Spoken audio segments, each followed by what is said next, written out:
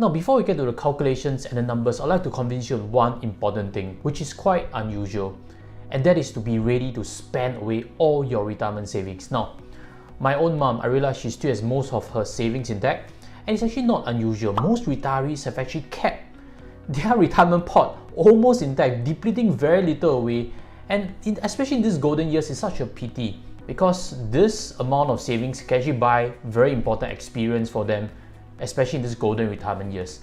That is why I'd like to open up this concept of being ready to spend away all your retirement savings, and this is actually echoed by this author, Bill Perkins. He's actually a hedge fund manager, a fairly wealthy person, and he authored this book. And inside it, you realize he mentions things such as memory dividends, which is to actually accumulate experiences, memories, because that is very important for life. Everybody will only live once. And his book is actually Die with $0. Interesting? Check it out. And this concept of using away all your retirement savings is further echoed by this guy. He's Chuck Feeney, a billionaire, and the headline speaks for itself. He's a billionaire who is now broke, and he actually wanted to do this deliberately. He planned for it for many years, and right now he's actually been donating it to charities. And just to share a bit on his background, he's actually a co-founder of DFS. DFS, I'm sure you've seen in airports. DFS was actually sold to LVHM, and of course in this process he netted himself a big amount of wealth. That's why he's been trying to distribute away this money. He wants to see all his money is being used for charitable causes while he's still alive, rather than leaving in the next generation. He wants to do it that way. And many people have actually spoken out in support of it. Warren Buffett, he's mentioned that Chuck Feeney is one of the inspiring philanthropists. Bill Gates also gave high praises. So this guy, he's really something. These are some of the top, most wealthy people in the world. So think about it. There's also a lot of reasons to do so, because he's actually been inspired by something written by Andrew Carnegie, which is, if you leave behind enormous wealth to your family, it's actually a burden, because the next generation has this tendency to not have the right circumstance to fight for their own objectives, because too often too much wealth gives them a different perspective to life, and they have very difficult time to adjust to normality. So again, if you are owning a house that you are going to leave behind, that's already a significant amount of money. Why not spend away all your cash that you build up, especially in your working years? So think about that. Today I'll be covering a few key points. The first is I'd like to try to help you understand what is semi-retirement, a concept that I'm trying to pioneer. The second, I'm trying to give you calculations on how much you can use, especially if you have a pot of savings already. I'll give you actual numbers. And the last part, I'll show you exactly how you can get there, because today's title is Getting to Good Retirement with Just $500. With that, I'll roll in the intro video. Hi guys, welcome back. Now when it comes to talking about retirements, we are often seeing very big numbers. An example is this. OCBC says if you want spending power of $5,000 in retirement, you need $2 million. Now, $2 million is not a big amount to some, but still, to many at the starting part of their career, this is an enormous and daunting amount. It makes people give up on retirement very quickly. So today I'd like to share a different approach to things. And it starts with understanding semi-retirement. I'd like to describe exactly what is work. Work actually has 4 quadrants to things. The first is actually job. Job is your responsibility. When you join a company, you're invited in, you are accepted in. You have an obligation to your co-workers. That is your job. Job can also be, for example, for myself especially, I want to show my children work ethic. So that is responsibility, job. And on the top right hand side is ambition. Ambition, there's a few key parts. Kobe Bryant, he studies the best players, Michael Jordan, Magic Johnson, and he wants to challenge himself. He's thinking, can he reach to that level? That is ambition. Elon Musk, his ambition is to get mankind to Mars. Fantastic ambition. So ambition is another key part of work. On the bottom quadrant, you see income. Of course, when we work, when we are employed, we need that money to pay off expenses. We all have expenses in one way or another. So that is self-explanatory. And the bottom right hand side is actually identity. Your work gives you an identity. If you are a professional, a teacher, a lawyer, a doctor, that is your identity. You feel useful. And in a lot of ways, a lot of retirees struggle with that, because once they get to retirement, they lose their identity. And that actually makes them degenerate in terms of mental health very quickly. So these are 4 quadrants to really expand on, which in future videos I'll be expanding more and more on this topic. But semi-retirement, in my opinion, is this. You realize at the top it's shaded black, which means when you get to semi-retirement, you've reached the peak, you've completed your job, you've completed your ambition, you have reached that. For Kobe Bryant, his ambition was to reach Michael Jordan's level. He has more or less done that. He has reached his pinnacle of his career, he retired fully from the game, and he's transiting to doing movies. Unfortunately, he passed away. But he has reached his semi-retirement phase because he fulfilled his job, he fulfilled his ambition. When it comes to semi-retirement, all it needs is just the income and the identity. And what I've shaded in income, as you realize, is a gray, which means if you have your income fully settled with passive income, you're great, you're actually financially free. If not, you just need to work to fulfill that income, living expenses that you need. There's no other pressure. If you spend 2,000, just earn 2,000. Semi-retirement, that is the mindset.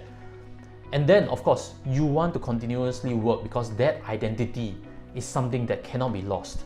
And semi-retirement is a phase where you still keep yourself useful, you still keep yourself active, keep yourself social.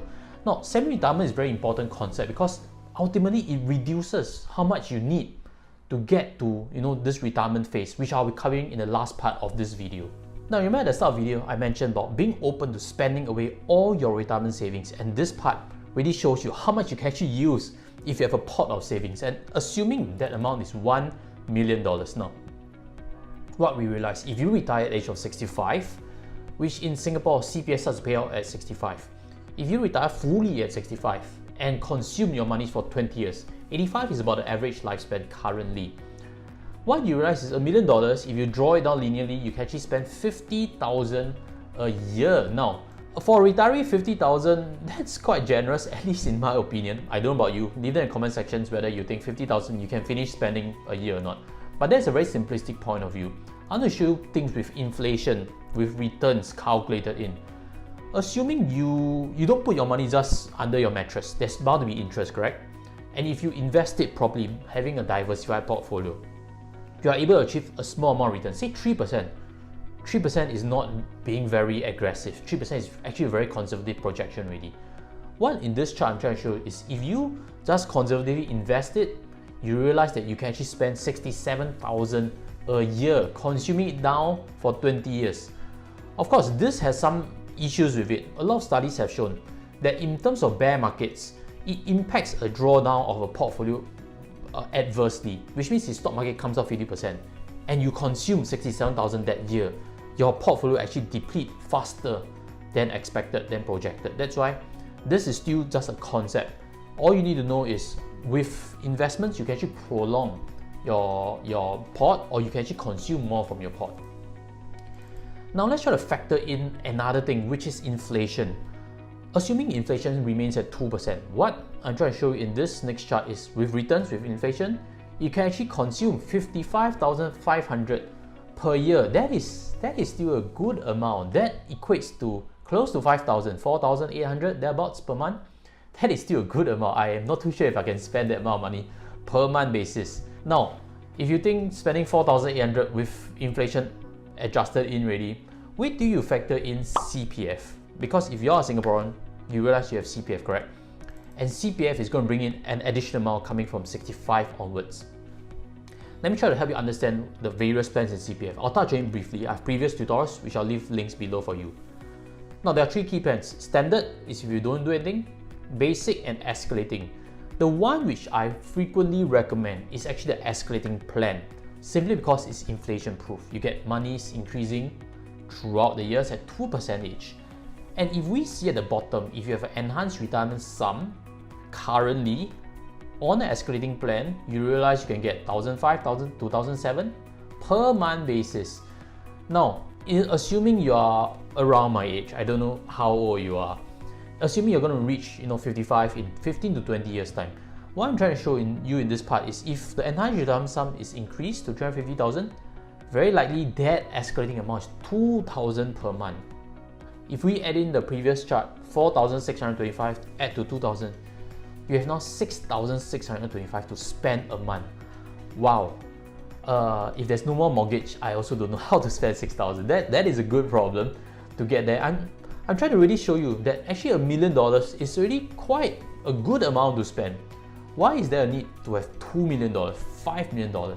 Think about it. There's too many advertisements that suggest you need very, very big amounts, which may not be true. Now, if you have benefited so far, smash on the like button so more people can see valuable content like this. And again, press on the subscribe. I'll be launching more videos on investments, on retirement planning along in this journey with you. Now, this segment is all dedicated to showing you how to build up this amount, this $1 million to get to your full retirement years. And using simple math, assuming you buy a portfolio that's fairly balanced out, 5% rate of return is not difficult to achieve. It's really not. So what I'm trying to show is, if you are willing to invest $1,200 per month for 30 years, assuming you're age of 35, you can get to $1 million with simple math. Just staying that course, not being too fancy in your investments, picking incredible stock ideas and stuff. Just staying diversified, just working through that journey. $1,200 per month for 30 years at 5% gets you to $1 million. It's not difficult, mathematically proven already. Now, at the start of the video, I've also shared with you semi-retirement as a concept, because your immediate question is, I'm not too sure if I can work until 65 to get $1,200 to save aside per month. I understand it. It's something that I don't think I can do also. That is why this next chart, if you are at age of 35 and this is your golden period of working, you're getting good income, you can save 50% of your salary, etc, etc. What you can consider is, if you from age of 35 to 45 for 10 years save $2,500 per month and get it invested regularly at 5% rate of return, you would end up in 10 years with a pot of $338,000, correct? And all you need to do is just to keep the investment pot going for the next 20 years. $338,000, let it settle there and keep investing without consuming it, compounding it ongoingly for 20 more years. Again, you'll hit $1 million. Wow, fantastic, correct? Fairly achievable, correct? And for anyone who's thinking $2,500 per month, that is a bit stretched. Let me show you a different alternative. Assuming you are unable to invest and save that much, what if you target $1,500 for 20 years? Change the scenario a bit. Same 5% rate return, and yet when you are able to do this, regular investing for 20 years, you reach $616,000 at age of 55 if you started at age of 35. Now, you can go to your semi-retirement phase. You can, just earn enough for your expenses and let this 616K investment pot continue to compound for 10 more years. And what you realize, you'll still hit $1 million. I think this is a much better approach. Previously, you do for all the way until 65, you do $1,200. If you save $300 more per month for 20 years, you can actually enjoy semi-retirement and you can actually get to the same destination. And as we have discussed so far, $1 million may be quite a big amount. If you're able to curtail down on your expenses quite a bit, you realize you don't need $1 million. What if you only need half of that amount or a third of that amount? That is where we can get this equation. $500 per month, you can get to retirement. If you do $500 per month for 20 years at 5% regular investing, you realize that if you start at 35, at age of 55, you end up with $205K in terms of investment pot. Be semi-retired, enjoy life better, and then you realize you compound this for further 10 years, you can get 333 in terms of the investment pot. Everything divided by 3 versus a 1 million scenario.